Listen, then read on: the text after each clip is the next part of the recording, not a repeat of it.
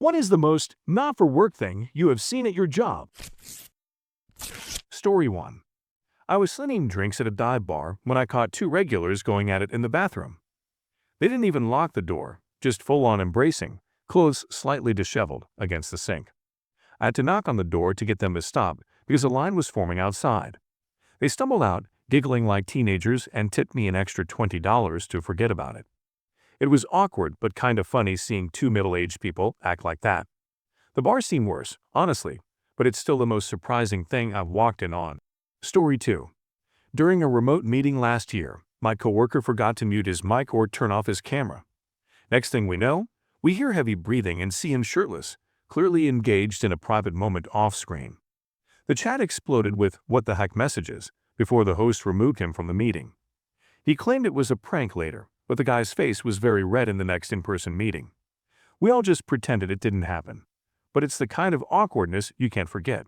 Work from home life, man. Story 3. I was called in to fix a computer that was acting up. Upon inspection, I found the screen filled with tabs of very adult-themed websites. The lawyer, caught red-handed, tried to play it cool but was visibly embarrassed when I had to explain that his screen had been broadcasting to the entire office via a misconfigured projector. It turned out the projector was accidentally plugged into his laptop, turning his private browsing session into an unintended public viewing. I've never seen someone scramble to close tabs so fast in my life. Story 4. I've been a barista in Seattle for years, serving lattes in this popular coffee shop near Pike Place. One rainy afternoon, I'm cleaning up when I hear weird noises from this single-stall bathroom. I knock, no answer, so I open it. Manager's orders, and there's this couple, mid-20s, engaged in a very private activity against the sink. She's got her skirt hiked up. He's got his jeans around his ankles, coffee cups spilled everywhere. I yell, "Dude, this isn't a hotel." They scramble, he trips over his pants, and she's laughing hysterically. They bolt out, leaving me to mop up their mess. I'm from Portland originally, so I've seen some unusual stuff, but that ain't the cake.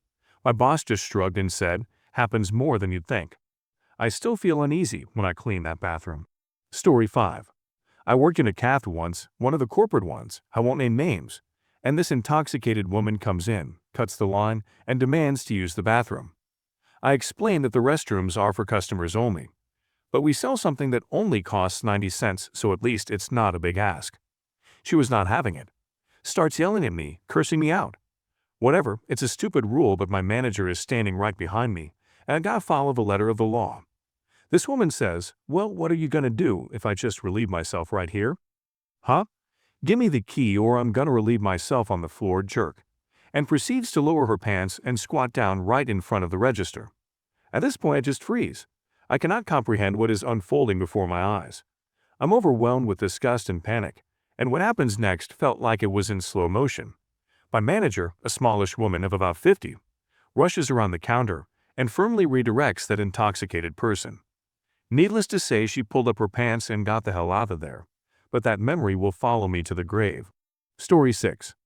I'm a tattoo artist down in Austin, Texas, been inking folks for a decade since moving from Houston. One night, this guy comes in with his girlfriend, wants a heart on his backside. Cool, whatever. She's giggling, he's a bit tipsy, and halfway through, she starts helping him relax by engaging in a very private activity. I'm like, "Yo, now to my equipment." Needles buzzing, music blaring, and they're acting like it's a private booth. I had to stop, ask them to leave mid-tattoo. He's got half a heart and a hell of a story now. It was funny after I got over the sanitation concerns. Austin's unusual, but that was next-level bold. Story 7. I'm a paramedic in Philadelphia, grew up in Jersey, been on the job for 8 years. One freezing night, we get a call about a guy running down Broad Street, completely undressed, yelling about aliens. We roll up, and there he is, completely exposed, covered in what I hope was just mud, swinging a broken broomstick. He's very disoriented, slips on ice, and lands face first in a puddle. We're trying to wrap him in a blanket, but he's flailing, yelling about probes. It was so unpleasant, public nudity, filth everywhere, and the smell was unreal. We got into the hospital, but I couldn't eat for hours after. Story 8. I bounce at a club in New York City, grew up in Queens, been doing this since I was 22. One packed night, this intoxicated dude gets cut off at the bar and loses it. He climbs onto a table, lowers his pants, and starts urinating everywhere, on the floor, the crowd, even tries aiming at me. People are screaming, slipping, and I'm dodging a literal stream while escorting him out. He's laughing like it's a game till I place him on the sidewalk. It was chaotic and foul, took hours to clean up. NYC nights are unreal. Story 9. Retired VP of HR here. At one time we were short on staff, so I pitched in on teller interviews for our bank. One time reception called to let me know my appointment was here, but very casually dressed. I called one of my female reports to sit in on the interview. The candidate comes in with very short shorts and a small top. Her first question was why someone else was in the interview. I said we often have another HR person in to audit the interview, which seemed to irritate the candidate. The candidate kept mentioning she was 19, and I had to remind her that age had no bearing on our decision. I was 40. The one experience she had was cleaning at a local hotel. Still, I went through the usual interview, asked the usual questions so I could document it all.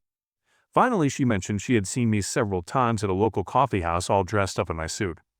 I said it's a small town, so people are bound to cross paths somewhere. Needless to say, she didn't get an offer and filed a complaint with the bank. Since I had the documentation and a witness, the complaint went nowhere. Story 10. When I was a FedEx manager in Toledo, a female employee went to the station manager reporting that she caught the mechanic viewing adult content on his computer. This was in 1999, and they didn't have filters on the network apparently. I was asked to investigate. He thought he was smart. He deleted his history. Unfortunately for him, he didn't clear his cache and temp files. I found the evidence, and he was dismissed. Sadly, his wife was a station manager in Heavyweight Division in Detroit, and she had to deal with the news of his dismissal making its way through the region. Fast forward a few years. I got out of management and moved into IT, working remote help desk and administration as a service, supporting many businesses. I get a call, a woman's PC is infected with the pop-up infections that you often saw in the 2000s on XP machines.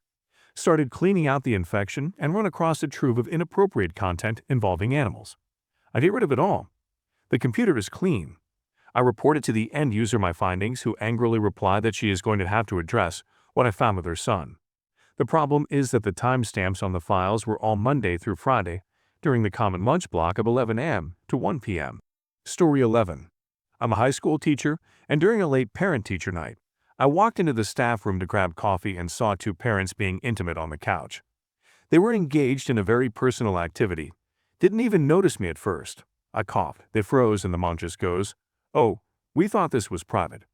I mumbled something about grading papers and left. Never told anyone at school. It felt too weird. Still can't look at that couch without feeling awkward. Story 12. I used to supervise a consulting team for a large New Jersey financial firm. We traveled nationwide and trained large healthcare firms to collect from commercial insurance companies more efficiently. Projects lasted from 1 to 3 months. One of my team members, Tom, was young and extremely charismatic. On a project in Orlando, the general manager, a woman in her 40s who was very ambitious and serious, was giving me a hard time about the quality of our work. I had analytics that showed we were crushing it and cleaned up millions of their stagnant accounts receivable, while training their staff to do better after we left. She was hinting that she wasn't going to approve our fees for the final month of the project. I didn't want to pack up my team and abandon the project. We had to work something out. I flew home for the weekend. Tom said he was going to stay in Orlando and enjoy the city. I flew back Sunday night. There was a manila envelope under my hotel door. Inside was a picture of this general manager engaged in a compromising act, and in the picture is Tom's finger with the black amex ring he always wore. He wrote on the back, "You owe me a beer." She approved the invoice. Story 13. Female corrections officer in a male facility. Got a guy in the holding tank very agitated. He yells out an offensive phrase. I ignore it with the rest of his gibberish. It gets quiet. I turn around and all his clothes are off, and he is moving erratically. My response, "Archie, put your shorts back on." I'm not impressed. Story 14. Worked in a fiber mill for about 10 years. One time in our coding department, a guy was checking clearances on some infeed nip rolls when his hand was snagged by the wheels and pulled it into the machine. He pulled back with his hand and suffered a severe injury. One of the operators working nearby saw what happened and ran over and removed her tank top, exposing her upper body, and tied it around his arm to cut off the blood flow and quite possibly saved his life. She earned everyone's respect after that. Story 15. Work here in Vegas. Most of the last 16 years involved helping guests in their rooms with tech issues. Cannot even describe some of the stuff I've seen. One of the more obvious ones was in a suite, with a line of 5 or 6 intoxicated guys lined up for a very inappropriate service from one very busy worker. Meanwhile, I am there with my arm behind the TV trying to work. This kind of stuff was fairly common. Story 16. I was dropping off a package late one evening, and as I'm walking up, I see this couple on their porch swing, being intimate. Completely undressed, no shame, middle of suburbia. I froze, package in hand, and they just waved at me like, "Hey, keep it moving." I dropped the box and quickly went back to my truck. It was funny after I got over the shock. Props to them for owning it. Still wonder if they left a review for the delivery speed. Story 17. Was checking the gym sauna because someone complained about noises. Open the door, and there's a dude and his girlfriend completely undressed, engaged in a private activity. They didn't even flinch, just stared at me like I was the intruder. I told them to take it elsewhere, and they grumbled but left. It was awkward. But the funniest part was them trying to act casual walking out in towels. People are intimate at gyms all the time, but that was next level bold. I sanitized the sauna thoroughly after. Story 18. I work in a warehouse in Atlanta, moved from Savannah for better hours. One slow shift, I'm moving pallets and find a box tucked behind some crates, open it up, and it's full of graphic crime scene photos, printed out and labeled. Not those videos, just straight up disturbing, with handwritten notes about evidence. I'm freaked out, show my supervisor, and he's like, "Oh, that's Jerry's collection." Turns out a coworker was into true crime way too much and got fired over it. It wasn't physically gross, but the vibe was so messed up, I still get chills. Story 19. A vet tech in Portland, Oregon, originally from Eugene, always loved animals. One day, this huge St. Bernard comes in, stressed out, and while I'm taking his temp, he lets loose the most explosive diarrhea I've ever seen.